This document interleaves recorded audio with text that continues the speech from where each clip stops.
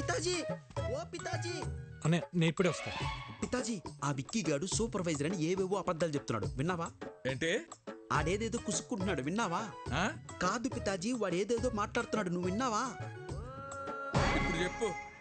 వీడింకా shoot machine పెట్టుకోలేదా? ఎందుకురా అరుస్తావు? ఇవి మాత్రం బాగా వినపడి సస్తాయే. ఇది నీకు కాదు, ఎవరికి చెప్పాలో వాళ్ళకే చెప్పాలి. నువ్వెలా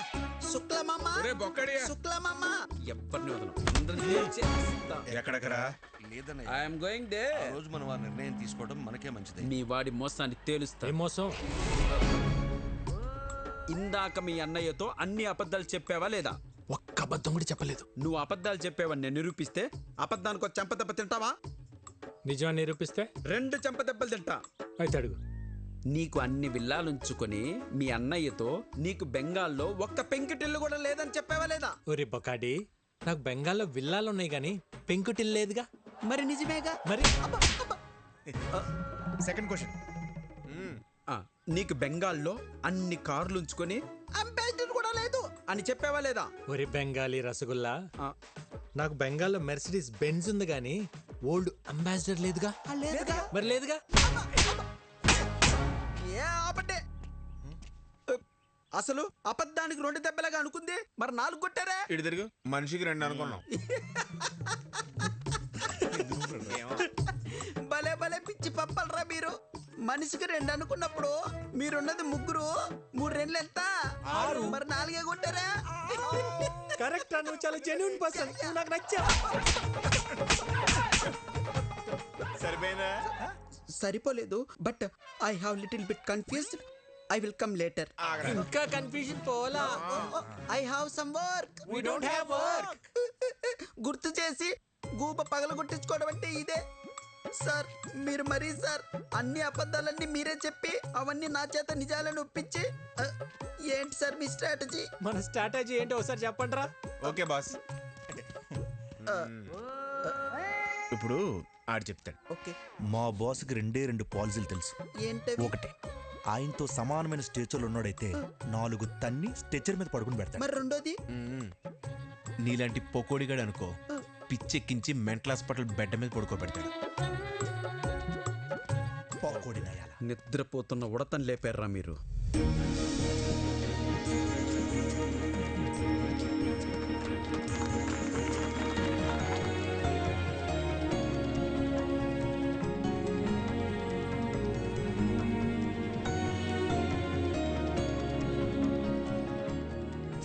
ప్లీజ్. రాజారాం గారు, మీ గురించి మేము ఊహించిన దానికంటే గొప్పగా ఉన్నారు. మా భైరవికి మీకంటే మంచి కుటుంబాన్ని మేం కూడా తీసుకురాలేం. ఇక మేం బయలుదేరుతాం. బాలే ఓరు శుక్లాజీ, ఏంది ఇంత దూరం వచ్చిన తర్వాత అట్ట ఉట్టి చేతులతో వెళ్తే అట్ట తాంబూలాలు పుచ్చుకుని వెళ్ళండి, ఏమంటారు? మీలాంటి పెద్ద ఆయన చెప్పాక కాదనేదే ఉంది. అలాగే చేద్దాం.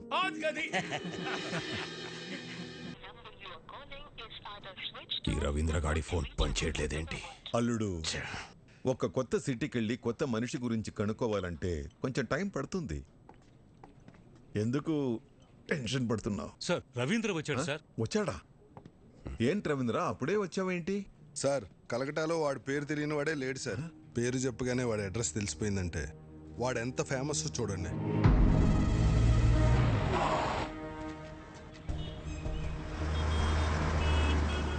విక్కీ భయ్య మేరా కాళీగఢ్ కా ఛత్రపతి శివాజీ హై. వాడుండే ఏరియా కాళీగఢ్కి వెళ్ళాను. అక్కడ వాడి బిజినెస్ పార్ట్నర్ గుప్తాని కలిశాను. నేను ఒక జర్నలిస్ట్ని, స్టోరీ రాస్తానని అబద్ధం చెప్పాను. అప్పుడు వాడు ఒక ఇన్సిడెంట్ చెప్పాడు సార్. నాకు అప్పుడు అర్థమైంది వాడు అక్కడ విక్కీ బాయ్ ఎందుకయ్యాడు. కాళీఘాటు మాది. ఎన్నో ఏళ్లుగా ఇక్కడే బతుకుతున్నాం. మేం ఖాళీ చెయ్యం. సేటు, మీది 400 కోట్ల హోటల్ కావచ్చు, మాది 4 తరాల ఎమోషన్. కోర్టు స్టే ఇచ్చినా నువ్వు ఇలా చేయడం న్యాయం కాదు.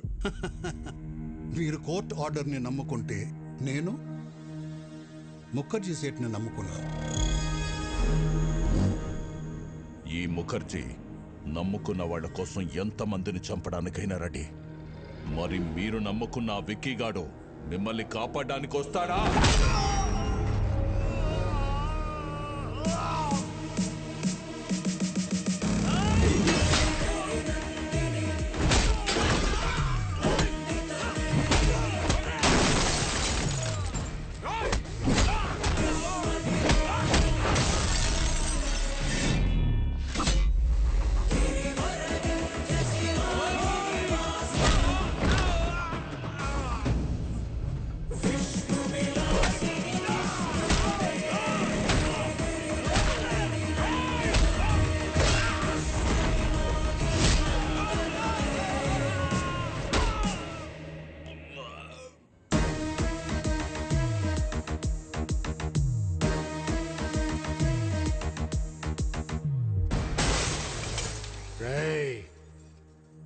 ఇంకోసారి ఏరియాలో కనిపిస్తే మీ తలలో తీసి అమ్మూరి మళ్ళీ ఎలాడదీస్తా. చల్! నేను ఆకలితో ఉన్నప్పుడు కాళీఘట్ నాకు అన్నం పెట్టింది. ఒంటరిగా ఉన్నప్పుడు ఆశ్రమం ఇచ్చింది. అలాంటి కాళీఘట్ కష్టంలో ఉన్నప్పుడు ఆదుకోవటం కృతజ్ఞత కాదు, నా బాధ్యత. థ్యాంక్స్ బేటా. వీడి క్యారెక్టర్ ఏంట్రా ఇలా ఉంది? ఒక్క పూట అన్నం పెట్టినందుకే ఇంత చేశాడంటే వాళ్ళ అన్న హోటల్ ముయించి ఎంతో మందికి అన్నం లేకుండా చేశావు. నిన్నేం చేస్తాడో.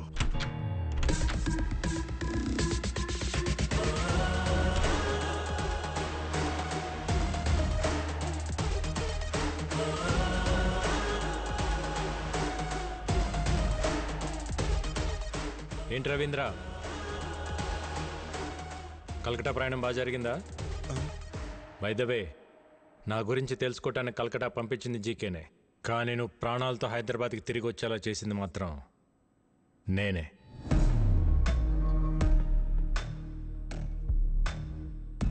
నా గురించి జీకేకి తెలియాలి కదా. జీకే, ప్రతివాడు గెలుపు కోసమే బ్రతుకుతాడు, కానీ 10 మందికి మంచి జరగాలన్న ఆశయం కోసం బ్రతికేవాడు చాలా అరుదుగా ఉంటాడు. మా అన్నయ్యలాగా. మా అన్నయ్య ఫేస్లో నవ్వు మిస్ అయితే నేను డిస్టర్బ్ అవుతా. అలా చిన్నప్పుడు మీ మామ పాపారావు ఒకసారి డిస్టర్బ్ చేశాడు, ఇప్పుడు నువ్వు డిస్టర్బ్ చేస్తున్నావు. వద్దు చికే, నన్ను కెలకద్దు. ఏంట్రా వార్నింగా? గెలికింది నేను కాదురా, మీరు. మళ్ళీ చెప్తున్నా, నీ కళ్ళ ముందే ఎప్పుడు నవ్వుతూ ఉండే నీ ఫ్యామిలీలో నుంచి ఆ నవ్వు తీసేస్తా. ఏం పీక్కుంటావు పీక్కో. నవ్వు, బాగా నవ్వు. నువ్వు ఎవడి చేత మా హోటల్లో విషం పెట్టించావో వాడు నా చేతికి చిక్కాడనుకో, అప్పుడుంటుందా ఈ స్మైల్? నువ్వు మూయించిన మా హోటల్స్ తెరుచుకుంటున్నప్పుడు, నువ్వు దాచిన నిజాలు బయటకు వస్తుంటే, నీ ఎంపైర్ రాత్రికి రాత్రి కుప్పకూలిపోతుంటే, అప్పుడుంటుందా ఈ స్మైల్? చూసావా, జరగబోయేది చెప్తుంటేనే నీ ఫేస్లో స్మైల్ మిస్ అయింది. అందుకే చెప్తున్నా, హ్యాపీగా నవ్వుతూ ఇప్పుడే ఫోటో తీయించుకొని ఫ్రేమ్ కట్టించి పెట్టుకో. ఎందుకంటే ఆ తర్వాత ఆ స్మైల్ రమ్మన్నా రాదు, రానివ్వను. కొంచెం స్ట్రాంగ్ అయింది కదా, బాగానే ఉంటుంది, తాగు.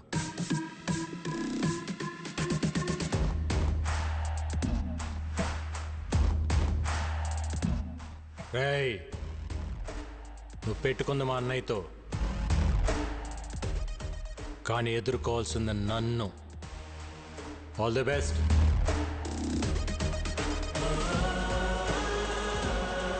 Breaking news. రాజారాం కేసులో విషాహారం తిన్న పిల్లల ఆరోగ్య పరిస్థితి హాస్పిటల్లో సీరియస్ గా ఉంది. వారికి ఏమైనా అయితే రాజారాం జైలుకి వెళ్లాల్సి వస్తుంది. సుఖీభవ హోటల్స్ శాశ్వతంగా మూతపడే అవకాశం ఉంది. It's okay now. ఏం డాక్టర్, ఇంతకాలమైనా పిల్లలు రికవర్ అవ్వట్లేదు. ఫుడ్లో ఎలాంటి పాయిజన్ కలిసిందో, ఆ పాయిజన్లో ఎలాంటి కెమికల్స్ ఉన్నాయో తెలియపోవటం వల్ల ట్రీట్మెంట్ అంతా ట్రయల్ అండ్ ఎర్రర్లా జరుగుతుంది. కొంతమంది పిల్లలు రెస్పాండ్ అవుతున్నారు, కొంతమంది కండిషన్ చాలా క్రిటికల్గా ఉంటుంది. బట్ ఎనీవే, ఢిల్లీ ఎయిమ్స్ నుంచి స్పెషలిస్టులు కూడా రప్పిస్తున్నాం. Let's hope for the best sir. Doctor, ఆ స్పెషలిస్టులకి ఎంత ఖర్చు అయినా పర్వాలేదు, నేను పెట్టుకుంటాను. I appreciate your kind heart. Will do our best to bring them out. Thank you doctor. Not a problem. Thank you. Okay.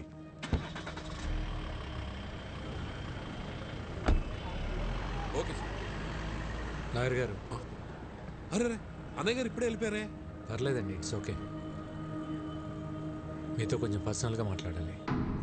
మొన్న అనాథ శరణాలయంలో జరిగిన ఫుడ్ పాయిజన్ విషయంలో పిల్లలు తిన్న ఫుడ్లో ఏవో అడల్టరేటెడ్ కెమికల్స్ కలిసాయని ఫుడ్ ఇన్స్పెక్టర్ కేసు పెట్టాడు. ఎవరో కలిపితే కానీ ఫుడ్ పాయిజన్ జరగదు. పోలీస్ ఇన్వెస్టిగేషన్లో ఒక్క క్లూ కూడా దొరకలేదా? ఆ జీకే ఇన్వెస్టిగేషన్ పూర్తిగా జరగనివ్వకుండా ఆపాడు. అయితే వాడెవడో కనిపెడితే అన్ని నిజాలు బయటకు వస్తాయి. అన్నయ్య నిర్దోషిగా ప్రూవ్ చేయాలన్నా, జీకేని దోషిగా ప్రూవ్ చేయాలన్నా వాడొక్కడే మార్గం. ఇంకొకడున్నాడు. ఎవరు? ఎవరెతను? ఇతను జీకే ఫుడ్స్లో కొంతకాలం పనిచేసిన సైంటిస్ట్, పేరు మహేష్. అక్కడ జరుగుతున్న కల్తీ గురించి, దానివల్ల వచ్చే హెల్త్ ప్రాబ్లమ్స్ గురించి రీసెర్చ్ చేశాడు. జీకే ఫుడ్స్ బ్యాడ్ అని అన్నయ్య స్టేట్మెంట్ ఇచ్చినప్పుడు ఆ మహేష్ వచ్చి అన్నయ్యని కలిశాడు. జీకే పైన మీరు చేస్తున్న అలిగేషన్స్ అన్ని కరెక్టే సార్. వాళ్ళు చైనా నుంచి అడల్టరేటెడ్ ప్రోడక్ట్స్ తీసుకొచ్చి మన కంట్రీలో అప్రూవల్స్ లేకుండా వాడుతున్నారు. చిప్స్లో పామ్ ఆయిల్ బదులు పామోలిన్ ఆయిల్ వాడుతున్నారు, which actually can cause cancer. Chinese salt అయిన అజినోమోటో వాడుతున్నారు. చిన్నపిల్లల్లో అయినా పెద్దోళ్ళలో అయినా ఇది బ్రెయిన్ పనిచేయకుండా ఆపేస్తుంది. స్లోగా పర్మనెంట్ బ్రెయిన్ డ్యామేజ్ అవుతుంది. ఇలా జీకే ప్రతి ఫుడ్ ప్రోడక్ట్ పైన డీటెయిల్ రిపోర్ట్ తయారు చేస్తున్నాను. ల్యాబ్ రిపోర్ట్స్ రెడీ అవగానే నేనే వచ్చి మిమ్మల్ని కలుస్తాను. అంతవరకు నా ఫోన్ స్విచ్ ఆఫ్లో ఉంటుంది. జీకే మనుషులు నా కోసం వెతుకుతున్నారు సార్. రైట్ టైంలో నేనే మీ కాంటాక్ట్లోకి వస్తాను. ఆ తర్వాత అతను కాంటాక్ట్ చేయలేదు. మేము ఎంత ప్రయత్నించినా అతని డీటెయిల్స్ దొరకలేదు. నా అనుమానం కరెక్ట్ అయితే అతను జీకే మనుషులకు దొరికిపోయాడేమో అనిపిస్తుంది. లేదు సార్, ఫుడ్లో పాయిజన్ కలిపినాడు ఆ సైంటిస్ట్ మహేష్. వీళ్ళిద్దరే జీకే భయాలు. వాళ్ళిద్దరు బతుకున్నారు కాబట్టి జీకే ఇంకా అన్నయ్య వెంట పడుతున్నాడు. ముందు మనం ఫుడ్లో పాయిజన్ కలిపినోడిని పట్టుకుంటే అన్ని నిజాలు బయటకు వస్తాయి. కానీ ఏం చేసినా కేసు ఫైనల్ హియరింగ్కి వచ్చే లోపల చేయాలి.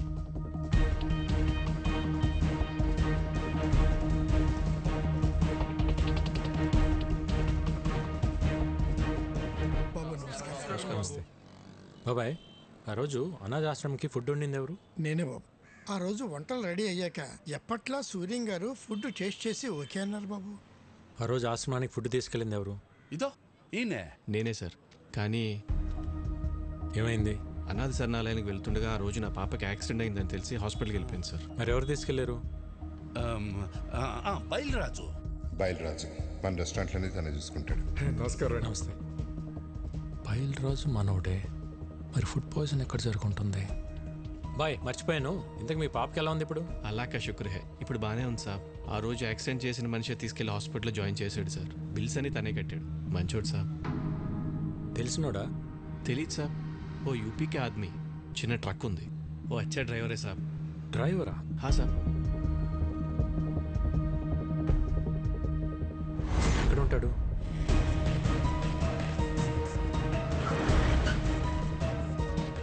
इधर अमित बोल के एक आदमी है, किधर रहता है? हाँ सर, वो यही रहता. वो देखो उधर है. ठीक है.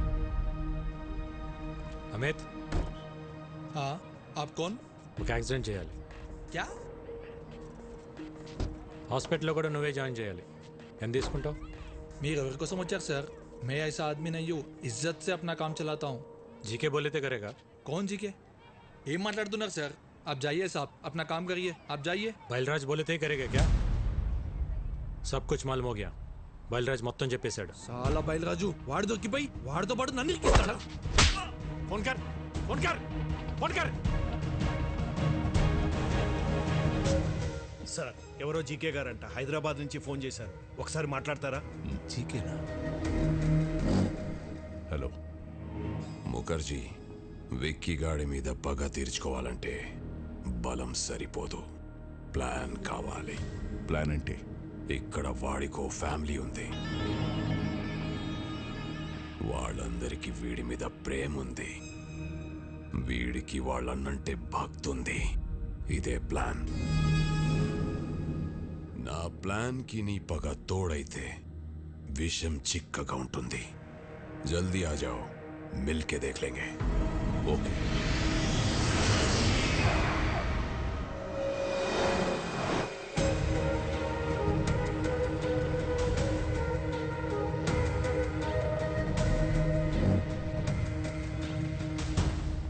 Welcome to Hyderabad Mukherjee. दुश्मन का दुश्मन हमारा खास दोस्त. ప్లాన్ ఏంటి? ఎక్స్క్యూజ్ మీ, బయలురాజు చెప్పు. సార్, ఈరోజు విక్కీకి అమిత్ గడ్ దొరికిపోయాడు సార్. నా గురించి వాడు అన్నీ చెప్పేశాడు సార్. ఆ విక్కీ గడ్ ఎలాగైనా నన్ను పట్టుకుంటాడు సార్. కంగారు పడకు. నువ్వు అర్జెంట్గా బయలుదేరి మన సాస్ ఐ టవర్కి వచ్చేయి. మన వాళ్ళు వచ్చి నిన్ను పికప్ చేసుకుంటారు. ఈ రాత్రే నిన్ను దుబాయ్ పంపిస్తా. అలాగే సార్, నేను అక్కడికే వచ్చేస్తాను సార్. ఎరా దొరికింద్రా, సొరచాప ఎక్కడున్న వస్తుంది. What's the plan?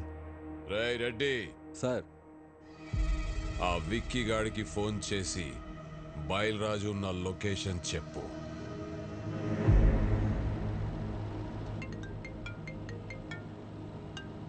హలో, మీరు వెతుకుతున్న బయలురాజు నానక్రామ్గూడలోని సాస్ బిల్డింగ్లో దాక్కున్నాడు. జీకే మనుషులు అతను చంపడానికి ప్రయత్నిస్తున్నారు. మీరు వెంటనే వెళ్ళి రక్షించుకోండి సార్. మీరెవరు? నేను రాజారాం గారు శ్రేయభిలాషిని అండి.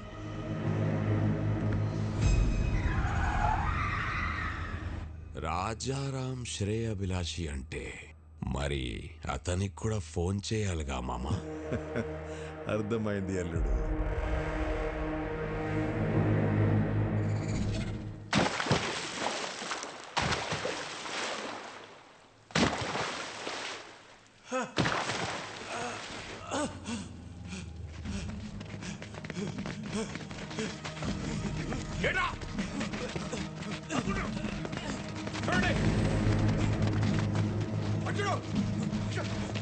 జీకే గారు మన వాళ్ళు నన్ను చంపడానికి ట్రై చేస్తారు. నన్ను ఎందుకు కొడుతున్నారు?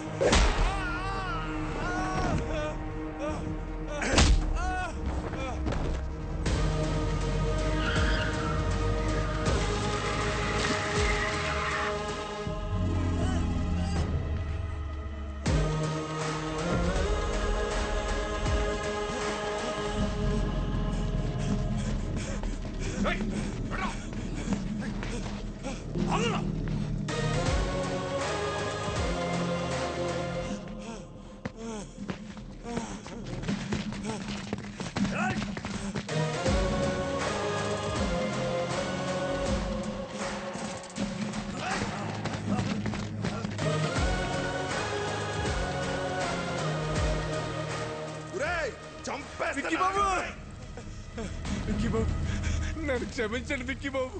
నేను డబ్బు కగుర్తుపడి పని చేశాను. నన్ను ఎలాగైనా సరే ప్రాణాలతో కోర్టుకు తీసుకెళ్ళండి. నేను ఎప్రూవ్గా మారిపోతాను. ఆ జీకే గురించి మొత్తం నిజం చెప్పేస్తాను. దయచేసి నన్ను కాపాడండి బాబు.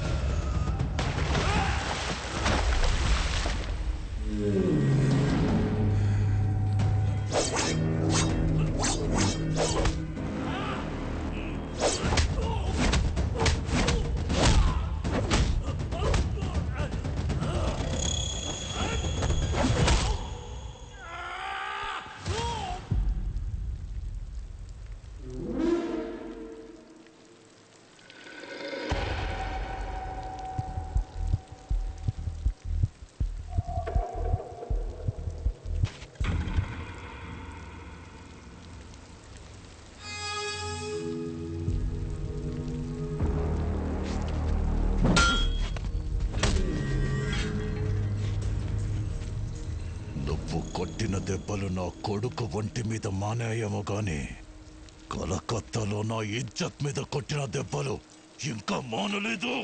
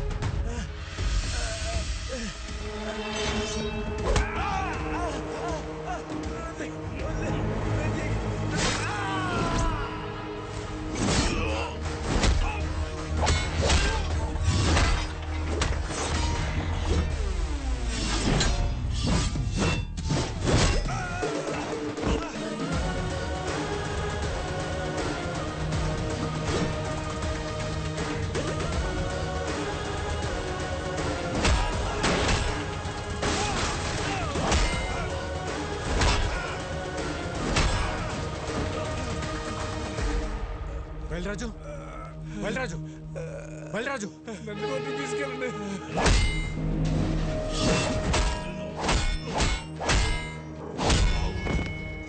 విక్కీ భాయ్, విక్కీ భాయ్, చూడదా మేరా పాపకు లైఫ్ లో మళ్ళీ నీకు కనిపించు ప్లీజ్. విక్కీ